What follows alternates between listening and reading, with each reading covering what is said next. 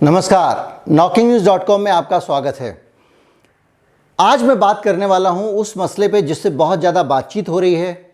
भारत सरकार ने एक आरटीआई के जवाब में कुछ बोला है, टीके के कुछ इंग्रेडिएंट्स के बारे में बात की है।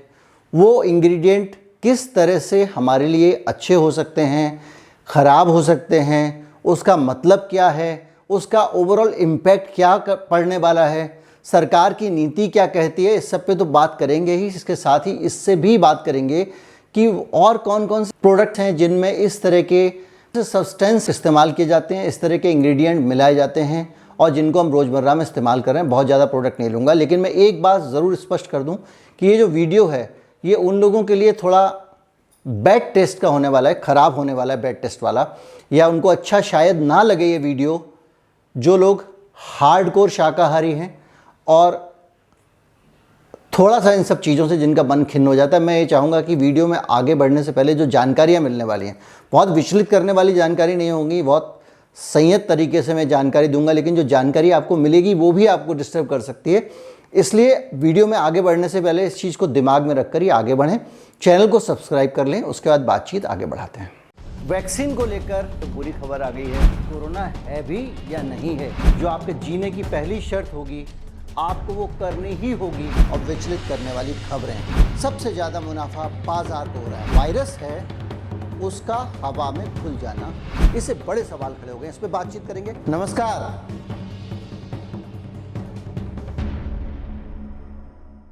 विकास पाटनी बहुत दिनों से लगातार वो काम कर रहे हैं इस पूरी फील्ड में, और उनका पूरा ध्यान इस बात पे है कि जो हमारी भारतीय संस्कृति है, हमारी जो भारतीय सभ्यता है, या जो हमारा वेजिटेरियनिज़म है और हमारे जो वैल्यू सिस्टम है हिंदुस्तान का, उसका सम्मान हो। और उसको लेके वो इस कोरोना वाले अभियान में भी काफ़ी सक्रिय हैं। बहुत सारी चीज़ों में उनके बहुत सारे विचार ऐसे हो सकते हैं जो इंटरनेशनल जो कम्युनिटी है उसके बीच में जो सहमति है जिन विचारों को, उनसे कंट्रास्ट होते हों। उन्होंने एक राइट टू इन्फॉर्मेशन एक्ट में, जो कि बहुत दिनों से ये एक अच्छा काम किया। देखिए, बहुत दिनों से सोशल मीडिया पे तरह तरह की बातें, तरह तरह की खबरें आ रही थी, बहुत तरह से चीज़ें सर्कुलेट हो रही थी। फॉर्मल प्लेटफॉर्म पे हो सकता है यूट्यूब पे ये बातें ना की जा रही हों क्योंकि यहाँ प्रतिबंधित हैं, हो सकता है फेसबुक पे ना की जा रही हों और बाकी जगह ना की जा रही हों, लेकिन व्हाट्सएप पे और जो पर्सनल, टेलीग्राम पे जो पर्सनल कम्युनिकेशन के मीडियम है उस पर लोग लगातार इसको लेकर तरह तरह की बातें कर रहे थे। और उससे कम्युनिकेशन गैप, जब मैंने पहले भी आपको बताया था कि जब कम्युनिकेशन गैप बढ़ता है तो बीच में झूठ की मिलावट की गुंजाइश बढ़ जाती है। जब ट्रांसपेरेंसी नहीं होती तो लोग अपने हिसाब से मतलब निकालते हैं और बड़े विश्वास के साथ उस मतलब को दूसरे लोगों को समझाते रहते हैं। तो उससे क्या होता है कि और भ्रम पैदा होता है, अंधकार पैदा होता है, अफवाहें फैलती हैं। तो जो एनिमल सब्सटेंस है कि नहीं वैक्सीन में, इसको लेकर वो लंबे समय से उस पर काम कर रहे थे, लेकिन अभी उनको जो है, जो उन्होंने भारत सरकार को एक आरटीआई लिखी, उसके जवाब में उनको वहाँ से उत्तर मिला कि हाँ है, लेकिन वैक्सीन के अंदर नहीं है। वैक्सीन बनाने के पहले का जो प्रोसेस होता है जिसमें वायरस का मल्टीप्लिकेशन किया जाता है। जैसे वायरस है, उसको आप उसकी आबादी बढ़ाएंगे तभी तो वैक्सीन में वायरस डालेंगे ना। तो वायरस की आबादी बढ़ाने के लिए आपको एक मीडियम चाहिए होता है, एक माध्यम चाहिए होता है जिसमें आप वायरस को रखेंगे।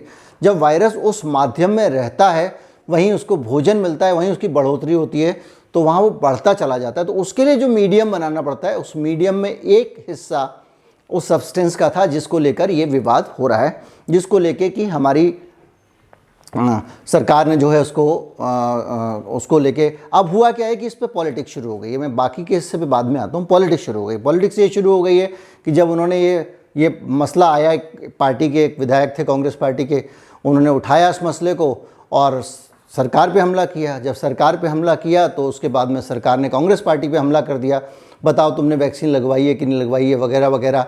डॉक्टर हर्षवर्धन राहुल गांधी की ज्ञान और नॉलेज पे कमेंट करने लग गए, और वो जैसा होता है कि जब साथ में आप छोड़ देते हैं दो चार आवारा क्रिएचर्स को तो आपस में लड़ते हैं, वो शुरू हो गया। असल मसला ये है कि अगर इस तरह के सब्सटेंस किसी चीज़ में आते हैं या मिल जाते हैं तो इस स्थिति में हमको क्या करना चाहिए, या हम क्या कर सकते हैं, या हमारे हाथ में क्या है। 2, 4, 6, 8 हो सकता है, मेरे ख्याल से ये उंगलियां कम पड़ जाएं, हो सकता है कि आपकी गिनती कम पड़ जाए। इतने सारे प्रोडक्ट आज की तारीख में मेरे आसपास, आपके आसपास, आगे पीछे ऐसे हैं जिनमें इस तरह के एनिमल सब्सटेंसेस होते हैं। आप बड़े चाव से 56 भोग बनाते हैं, बहुत तरह तरह के प्रसाद बनाते हैं, मिठाइयाँ बनाते हैं, घर में अच्छी अच्छी चीज़ें कुक करते हैं। बड़ा से बड़ा वेजिटेरियन हो उसका आनंद लेता है, बाज़ार से ख़रीद के लाता है। लेकिन कभी ये नहीं सोचते होंगे कि जो हम मिठाइयाँ खा रहे हैं उनके प्रोसेस में भी कहीं ना कहीं कोई एनिमल सब्सटेंस इस्तेमाल हुआ हो। बड़ी संख्या में जो चीनी बनती है, चीनी का प्रोडक्शन होता है, उसमें बड़ी संख्या में जो गाय की हड्डी का कोयला होता है उससे फिल्ट्रेशन होता है, उसी के कारण वो सफ़ेद और चमकदार बनती है। वरना ब्राउन शुगर आपने देखी होगी, वो उस तरह की होती है। तो वो फिल्ट्रेशन होता है और उसके लिए गाय की चर्बी का कोयला बहुतायत से पूरी दुनिया में इस्तेमाल किया जाता है। ये अलग बात है कि हमारे यहाँ पे जब इस तरह की कोई चीज़ इस्तेमाल होती है तो उसको लेके हम लोग जो है वो बहुत एक्स्ट्रा कॉन्शियस रहते हैं, और किसी का भी मन अंदर से कहेगा नहीं नहीं ऐसा नहीं करते होंगे। तो मैंने पता लगाने की कोशिश की तो पता चला नहीं, कुछ लोग ऐसे हैं जो नहीं करते हैं और उसके लिए कुछ विकल्प आ गए हैं जिनके ज़रिए वो उसको दूसरे तरीके की चीज़ें भी इस्तेमाल होने लगी हैं। कुछ मॉडर्न विकल्प हैं, लेकिन ऐसा नहीं है कि इन विकल्पों ने पुराने तरीक़ों को पूरा रिप्लेस कर दिया है। उन तरीक़ों से भी चीनी साफ़ हो रही है और ये नए वाले तरीक़ों से भी होनी शुरू हो गई है। ये है activated carbon. Activated carbon ion जो है उसके एक्टिवेटेड कार्बन जो है उसके अंदर जब आप चीनी को साफ़ करते हैं तो वही इफ़ेक्ट आता है जो गाय की हड्डी के कोयले से आता है, ये ऐसा माना गया है। तो एक तो ये चीज़ है चीनी वाला, और कुछ इसके अलावा आयन एक्सचेंज रेजिन्स भी होते हैं। रेजिन्स तो जानते हैं, गोंद जो होती है जो पेड़ से निकलती है, कुछ आयन एक्सचेंज करने वाले जो रेजिन्स की उपस्थिति में भी चीनी को क्लीन किया जाता है। चीनी के बारे में आपने पहले भी सुना होगा, हड्डी के पाउडर से साफ़ होती है वगैरह, तरह तरह की धारणाएं इसको लेकर रही हैं। लेकिन जितना योगदान वहाँ उस वायरस को ग्रो करने में उस एक एनिमल सब्सटेंस का हो रहा था, ब्लड सीरम का हो रहा था, किसी एक जानवर के ब्लड का सीरम। जो अब सीरम क्या होता है, सीरम समझिए, जब खून होता है हमारा, इस खून के अंदर ब्लड सेल्स पड़ी होती हैं, red blood cells, white blood cells, yellow blood cells जो होती हैं, और वो उसमें क्या होता है कि उस सबको जब आप उसको अलग कर देते हैं तो उसके बीच में ये मूल जो पानी बचता है, खून का पानी, वो कहलाता है उसका ब्लड का सीरम। अगर आप एक बहुत तेज़ी से एक सेंट्रीफ्यूगल मशीन जो होती है उसमें बहुत तेज़ी से जब आप घुमाते हैं तो गुरुत्वाकर्षण के कारण सीरम अलग हो जाता है और उसके बाकी चीज़ें अलग हो जाती हैं। तो वो सीरम जो उसका पानी निकलता है, उस पानी को और एक और कुछ 2-4 इंग्रेडिएंट के बीच में जब वायरस को डालते हैं तो वो तेज़ी से ग्रो करता है। जब वो ज़्यादा ग्रो करता है तो उसी वायरस को निकाल के, मरा हुआ वायरस लेके या उसका एक टुकड़ा लेके उसके ज़रिए वैक्सीन बनाई जाती है। ये टेक्नोलॉजी है, कोई और विकल्प है नहीं उनके पास, तो वो इसी तरह से वैक्सीन बनाते हैं।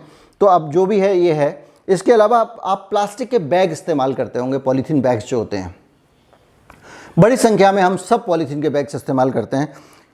अब आप कहेंगे कि वो तो पॉलीमर है, वो तो पेट्रोलियम पदार्थ से जो आता है दाना उससे बनता है। भाई उसमें कहाँ आप वेजिटेरियन नॉन वेजिटेरियन खोजने लग गए। मैं वेजिटेरियन नॉन वेजिटेरियन देखना नहीं चाहता हूँ, मैं साइंस के नज़रिए से देखता हूँ। मुझे कोई भी चीज़ उस तरह से अच्छी या बुरी नहीं लगती, वो विज्ञान है।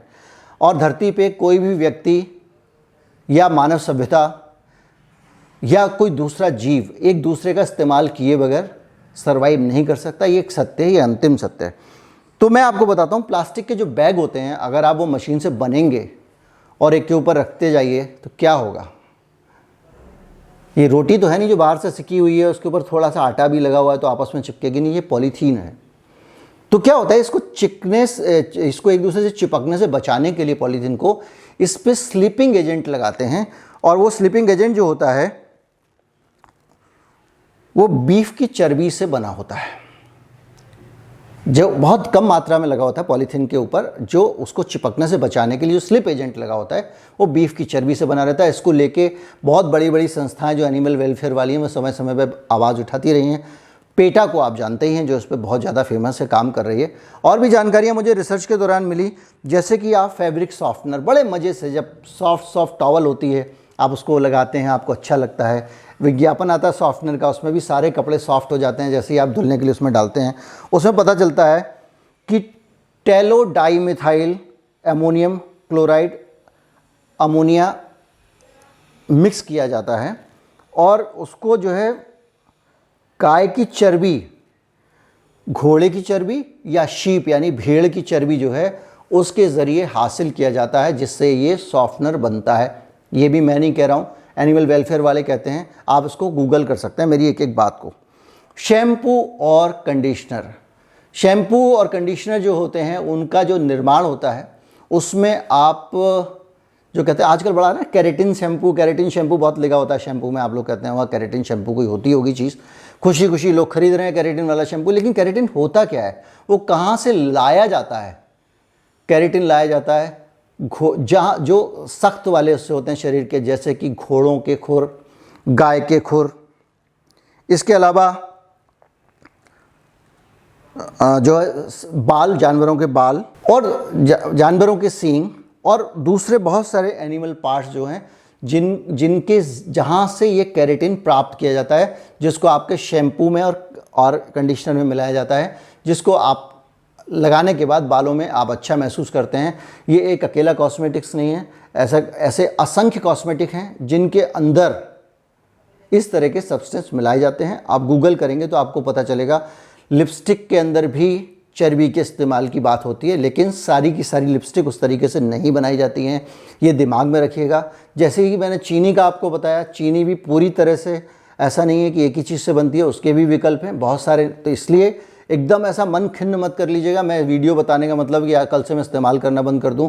मैं आपको सिर्फ कुछ और कंक्लूजन पे आऊँगा। टूथपेस्ट, जो टूथपेस्ट में चिकनापन होता है ग्लिसरीन से आता है।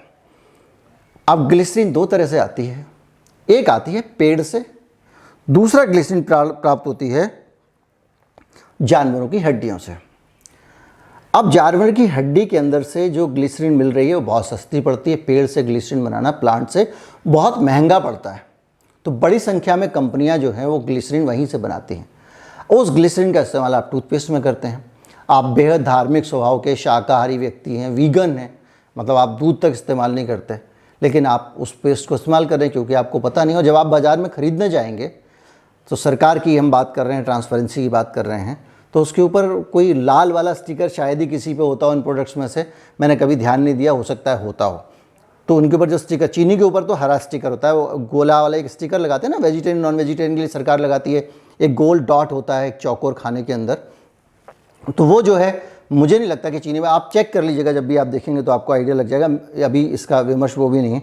तो ये सारी चीज़ें मैं आपको बता रहा हूँ। इसके अलावा बहुत सारी चीज़ें हैं।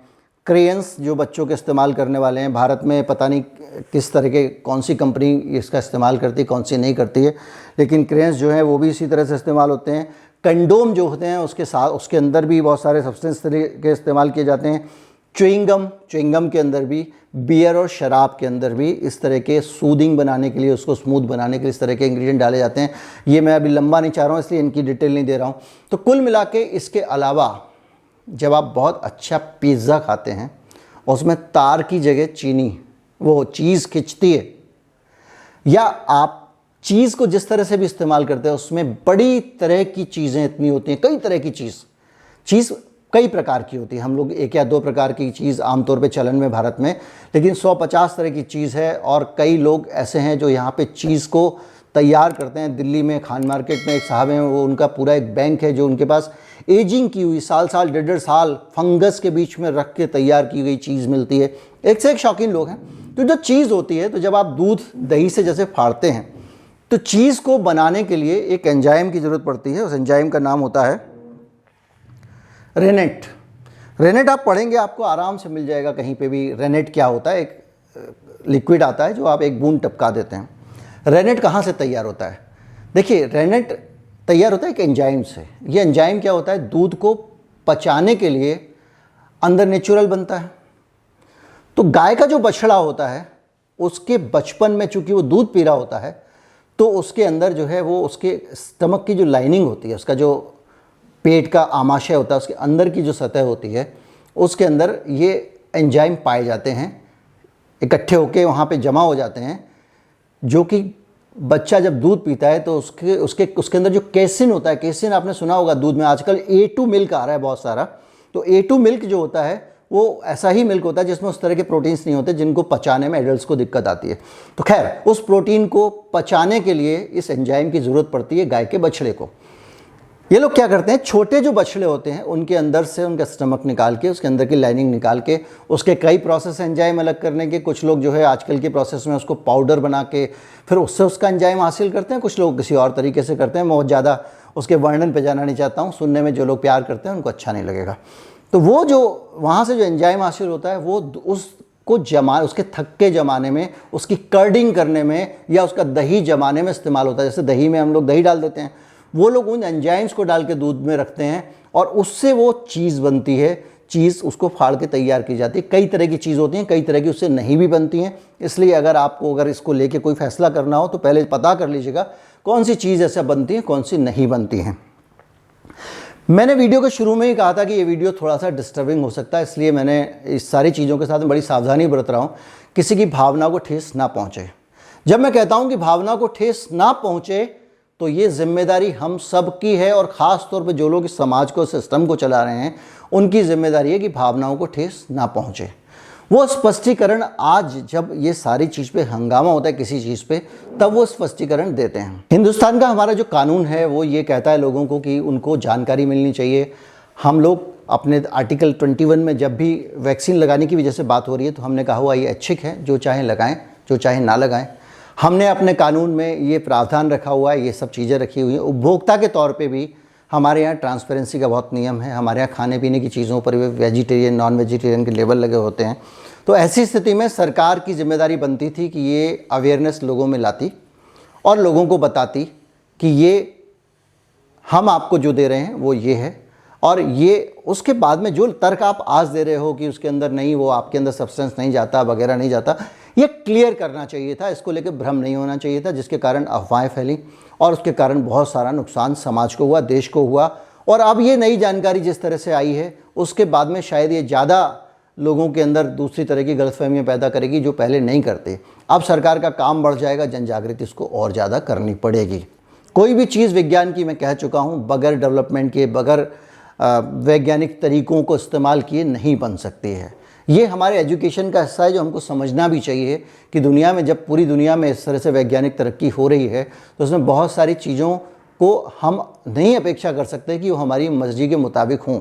अगर वायरस एक ख़ास मीडियम में बढ़ता है तो उसी में ही बढ़ेगा, और जीवन बचाना है, वैक्सीन लगानी है तो उस मीडियम में बढ़ाना पड़ेगा। लेकिन बड़ी बात यह है कि आप 1857 में चले जाइए, मंगल पांडे हों या दूसरे जो मुस्लिम उस वक़्त क्रांतिकारी उनके साथ थे, उन सब लोगों ने बगावत क्यों की? बगावत करने का एक कारण था कि उनको जो कारतूस दिए गए उन पे चर्बी लगी हुई थी, ऐसा उनका मानना था। फिर वहीं कम्युनिकेशन गैप, उनको बताया नहीं गया था कि इस पे क्या लगा हुआ है, और वो ये मानते थे, उनके पास ये जानकारी थी कि ये चर्बी है, सूअर की और गाय की चर्बी है। उनका धर्म भ्रष्ट होता था क्योंकि उन कारतूस को मुँह से छीलना पड़ता था। तो नतीजा ये हुआ, उन्होंने उन कारतूस को इस्तेमाल करने से इनकार कर दिया, और फौज में डिसिप्लिन तोड़ने वालों के ऊपर दमन होता है। मंगल पांडे बगावत होता है, उनकी टुकड़ी जो है उसने, बाकी की कहानी आपने पढ़ी ही होगी और बहुत सारी इस पर फिल्में भी बन चुकी हैं। तो कुल मिला के ऐसा क्यों हुआ? दो चीज़ों के कारण हुआ। सबसे बड़ी चीज़ ट्रांसपेरेंसी की कमी। खुल के बताइए। जान बचाने के लिए बहुत सारे लोग ऐसा काम करते हैं। जब कुछ लोग होते हैं जो वेजिटेरियन होते हैं, कभी कुछ नहीं करते, डॉक्टर कहता है अंडा तो खाना ही पड़ेगा, खा लेते हैं। वैक्सीन जो है बहुत ज़रूरी है सबकी सामाजिक सुरक्षा की, दूसरी चीज़ों के लिए, ऐसा अगर मानता है हमारा सिस्टम, हमारी सरकार मानती है, विज्ञान मानता है, इस दुनिया मानती है, तो उस कंडीशन में जाहिर बात है कि लोग वैक्सीन तो लगवाएंगे। लेकिन अगर उनको बता दिया जाए कि भाई ऐसा है और ये आपके पास जब आ रही है तो इसमें ऐसा कोई सब्सटेंस है नहीं, इसमें अंदर कोई किसी जानवर का कोई शरीर का हिस्सा नहीं है, ना उसका सीरम है, ना उसका ब्लड है, ये पहले कभी प्रोसेस में इस्तेमाल किया गया है, वो आपके पास नहीं पहुंचा है, आपके शरीर में जो वैक्सीन जा रही है उसके अंदर मौजूद नहीं है। अगर ये समझा दिया जाता, अगर ये चीज़ें पहले स्पष्ट कर दी जाती, तो मुझे लगता है कि इतना बड़ा बवाल नहीं होता। और सबसे बड़ी बात ये होती है कि सबसे बुरा वाला एंजाइम तो ये नेता लोग हैं। जहाँ ये लोग हाथ लगा देते हैं वहाँ गड़बड़ हो जाता है, और उसके बाद तो जो है ऐसे ऐसे बुलडॉग टाइप के पाल के रखे हुए हैं इन लोगों ने अपने पास में, जिनको छोड़ देते हैं और वो टूट पड़ते हैं। मेडिकल, हम तो पत्रकार हैं, दूसरी तरफ से जानकारी लाके आपको देते हैं, अपनी तरफ से कुछ नहीं बताते हैं, क्योंकि हमारा काम बताना नहीं, क्योंकि हमारे को नॉलेज भी नहीं है। ना तो हम एक्टिविस्ट हैं, ना हम डॉक्टर हैं। डॉक्टर भी दो तरह के होते हैं, मैं पहले बता चुका हूँ। संबित पात्रा डॉक्टर नहीं है, सर्जन है। डॉक्टर हैं लेकिन सर्जन हैं, सर्जरी करते हैं। और वो मेडिकल प्रैक्टिशनर हैं, वो मेडिकल साइंटिस्ट नहीं हैं, लेकिन मेडिकल साइंस पे वो बयान देते हैं। ये बहुत सारी चीज़ें होती रहती हैं और वो बयान इस हद तक जाके दे देते हैं जो कि खतरनाक हो सकता है। लेकिन अब चूंकि एक पार्टी की पूरी पॉलिटिक्स गाय और दूसरी चीज़ों पे चलती रही है, इसलिए वो इस सच को जो आसानी से जनता को बताया जा सकता था, वो उसे छिपाती रही, और उसका नतीजा ये आज का बवाल है। थैंक यू वेरी मच, आपने वीडियो देखा। मेरा मकसद कतई आपको ये समझाना नहीं है कि इसमें कोई बुरी चीज़ मिली हुई है, इसमें कतई कोई बुरी चीज़ नहीं मिली हुई है। बहुत बहुत शुक्रिया। वीडियो कैसा लगा ज़रूर बताएं, और वीडियो को ज़्यादा से ज़्यादा लोगों तक पहुंचाएं। जब वीडियो शेयर कर रहे हैं तो इस जिम्मेदारी का ज़रूर ख्याल रखें कि ऐसे लोगों को ना भेजें जिनकी भावनाएं इस तरह की जानकारी से आहत होती हों। नमस्कार, जय हिंद।